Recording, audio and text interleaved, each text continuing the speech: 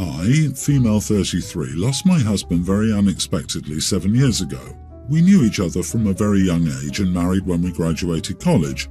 I've known his family for almost my entire life, and they are the closest I have to actual family. My own family situation has always been problematic.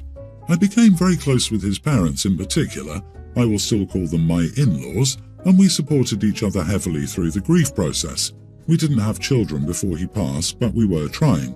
I began slowly dating again 4 years ago, mostly casual dates and nothing serious. In-laws were broadly supportive. I told them I was ready to date and they said okay, but didn't want to know the details. As a result, I only ever spoke about my dating life vaguely and infrequently to them. Around the same time, I got a big promotion and began to spend a couple of months a year in Paris for work, global issue permitting. Then, 1 year ago, I met Armand, male 38, and started my first serious relationship since being widowed. Given Armand lives in Paris, our relationship is based there. While we have travelled quite a lot together, we have yet to go to the US together. He hasn't met my in-laws, but I've told them that I'm dating someone. Around Christmas, we found out I was pregnant. This was a total surprise as we weren't trying. We've since decided that I will move to France permanently instead of splitting my time between the US and France so we can raise a family together. Unfortunately, it isn't really possible for Armand to move to the US. He works in the art industry and his studio and backers are all Europe-based. I told my in-laws and they were deeply upset. They said I was depriving them of their only opportunity to have a grandchild. My husband was an only child. They then accused me of moving on too quickly and not loving my husband. In the end, we had a huge argument, and they demanded that I leave all my husband's belongings from our apartment, his clothes, personal effects, etc., to them when I moved to Paris. They also demanded my engagement ring, which is a family heirloom. They said they should have these because while I've moved on, he will never stop being their son. I said no, these things are all treasured memories from my life with him that I never want to forget. They've threatened legal action to recover the ring in particular. I don't think they have a proper legal right. But I can see the hurt I'm causing them with my choices, and maybe by giving them what they ask for, they will be able to have closure. Am I the idiot for continuing to refuse? They then accused me of moving on too quickly, and I stopped reading right there. So he passed away 7 years ago and they say she's moving too fast? What happened to OP and the in-laws is horribly unfair and tragic, but after 7 years, OP deserves to find love again. The in-laws really should see a therapist to address this. You are not the idiot. You didn't divorce your husband, he passed away. The person you chose to spend your life with, and that was taken from you way too soon. Unfortunately, he was taken from them too soon as well. I would try to find a compromise, which may be giving them the ring and you keeping the rest, or finding a few things of sentimental value and giving them those. But ultimately, this was your husband.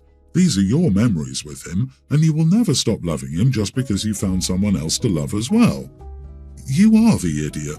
The ring should absolutely be going back to the family, though. No matter how you feel about it being given to you, the heirloom is meant to be passed on to a future generation family member at some point, which again isn't possible in this case because you two never had a child together.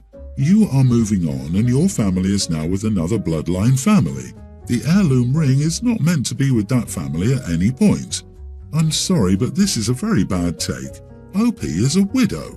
Widows do not lose their place in a family. The ring will go where she sees fit because she is the rightful owner. OP, it's your choice, one way or another.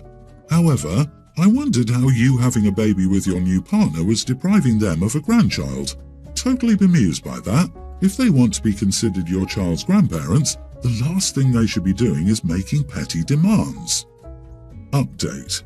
After the funeral, I already gave many of my husband's possessions to my in-laws. What I kept were some clothes that reminded me of happy times, things with his handwriting on them, memories from trips, etc. I want to keep these. It's not like I'll be lugging a huge amount of things to Paris. It's not unreasonable that I keep these. They're memories we made, not with his parents. It was worth clarifying that I don't have a separate wedding band. We couldn't find one we liked which matched the ring, so my engagement ring is also my wedding band, which my husband put on my finger in the church.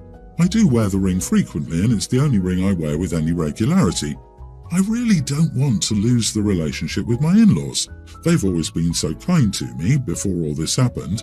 For example, I've been spending every major holiday, like Christmas, etc., with them for the past decade, but neither do I want to bend to their unreasonable behaviour. Moving to France and going completely silent isn't an option. I do want to repair the relationship in the long term. Ultimately, I'd love them to visit us. My mother-in-law is the type of lady that exalts males on a glorified pedestal. Over the years, she's made numerous inappropriate remarks about my body build or my appearance. She's even gone as far as asking very personal questions. Nonetheless, her mouth has gotten her in significant trouble. With that said, when we arrived, she seemed to have been minding her manners at first. However, she commented to my daughter that when she gets older, she should marry a man just like her father. Later that night, we had an argument. My kid didn't eat dinner because she had a stomachache. My mother-in-law demanded she helps clean the kitchen and said I should be relaxing instead. My argument was, why should she have to clean up from dinner when she didn't even eat? The next morning, my daughter slept in a bit, which irritated my mother-in-law. She commented that my wife is lazy and that's where her granddaughter gets it from. It made me angry considering all the work my wife had been doing to her new house. An hour later, my daughter got out of bed. I was outside when my mother-in-law was putting socks on my kid and said, "Don't ever get fat like your mother." I didn't know about that comment until next day. As they were packing boxes, I overheard my mother-in-law telling my daughter that her mother never wanted her. For the record, that is not true. My mother-in-law was hounding my wife to end the pregnancy because she said my wife would blow up even bigger and that having kids ruin lives. My child was upset and hurt. My instinct was to get her away from that environment. We got lunch and I took her to the beach to distract her mind. We talked it over and I promised her what her grandmother had said wasn't true. I called my wife and she and our daughter spoke for a while. While they were on the phone, the comment about not getting fat like your mother was brought to my attention. We went back to the house, I gathered our belongings and we left. Outside sat several pieces of furniture and a few large boxes. My mother-in-law tried hiring movers after we left, but none were available. Overnight it rained, which ruined everything. My brother-in-law called me an idiot for letting her furniture get ruined and also claimed it was elder abuse. A week later, I received a handwritten bill requesting $4,000 for the ruined furniture. My mother-in-law wrote how saddened she was to realize my wife had brainwashed and demasculinized me. The move occurred on the 1st of the year, and yesterday I received an additional handwritten letter stating I will be sued if I don't pay for the damages. Yes, Your Honour, I'm suing my son-in-law for damages. He left because I intentionally inflicted emotional trauma on his daughter. No, he wasn't being paid for this work. No, he was under no contractual obligation to complete the job. No, I made no effort to cover my own items with tarps, garbage bags, etc. while I realised it was raining. Yeah, I don't see that playing out really well for her in court. Let her sue you and waste her own time and resources. She has nothing to support her claim. That's wild. Your mother-in-law is a narcissist. Politely let her know you will deduct it from what she owes from your wife and daughter's past and future therapy bills to deal with the trauma she created by being awful. Not the idiot, and I hope your entire family goes no contact with this cruel and toxic woman. Sadly, I think it's going to get worse. I agree that no contact would be ideal, but knowing mother-in-law is moving closer makes me think that won't be the case. At least, not right away. Opie's wife is likely far too used to her mother's mistreatment, which makes it harder to build the boundaries necessary. If she does try to take a stand, you know her mom will use moving closer as a guilt trip and manipulation tactic.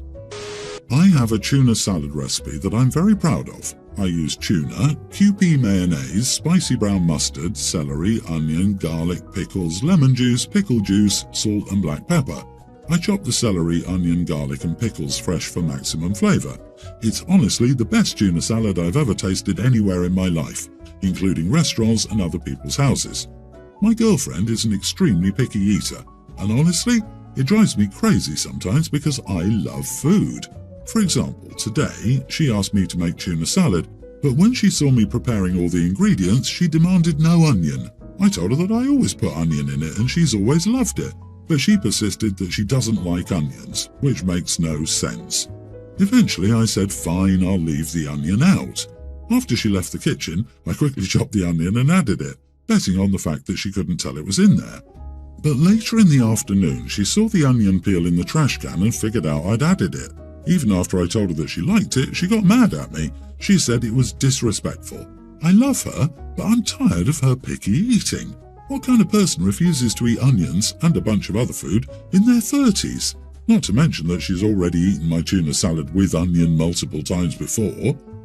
You are the idiot. It's not about whether she tasted it or if she enjoyed it, or even if she would never have known unless she hadn't seen the peel. It isn't about how picky an eater she is. She asked for no onion, you agreed to no onion. Then you add onion. She trusted you and you broke that trust. You could have just added onions to your own tuna and left her to figure out why hers tasted different from usual. Even if she liked it how you've made it before, that doesn't excuse being sneaky about it to prove a point to yourself. That's petty. Then she can make the damn tuna salad herself. You are not the idiot. If they're not allergic to it or have dietary restrictions and don't have any ethical reasons to not eat it, or any other reason for being vegan or vegetarian, then no harm, no foul. Some will disagree and say it's not consent and therefore not acceptable. I personally don't think it's that deep. Picky eaters are picky for several reasons, but if she has literally had this exact tuna salad before and never once complained, then I truly don't see the harm. I agree. Normally it's crappy to do this, but come on, it's onions. We don't need to hear the, what if she's autistic? What if she has dietary restrictions? What if she has allergies spiels? OP is probably well aware if any of these applies to his girlfriend. She's just being irrational. Good grief. People here are talking about betraying trust.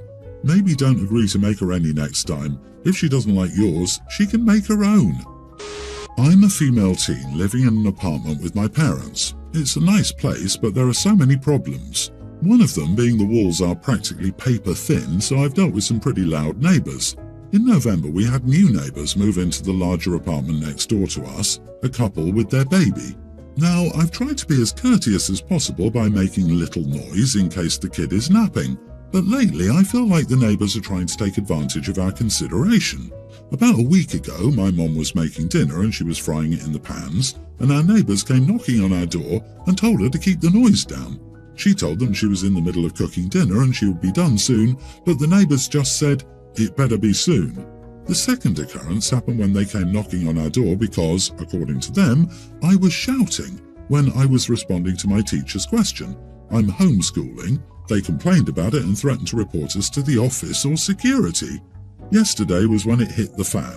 The night before, my mom asked me if I could vacuum while she was away at work, and I told her I would handle it. So, I started the vacuum around my lunch break in case other neighbours were sleeping late, and not even a minute in, I heard the baby start crying. I then heard loud banging on my front door, and when I looked through the peephole, it was the mother looking beet red. So I opened the door and asked if she needed anything, and she said, "You need to turn the volume down on that machine of yours." It's a vacuum, there's no volume button. I tried to explain that to her, but she continued shouting. Finally, I lost it and said, "We're the ones who've been nice to you, but when we go about our daily lives, you start complaining. You can't expect the whole world to go quiet because you have a kid, so suck it up and deal with the noise." I shut the door and went back to cleaning.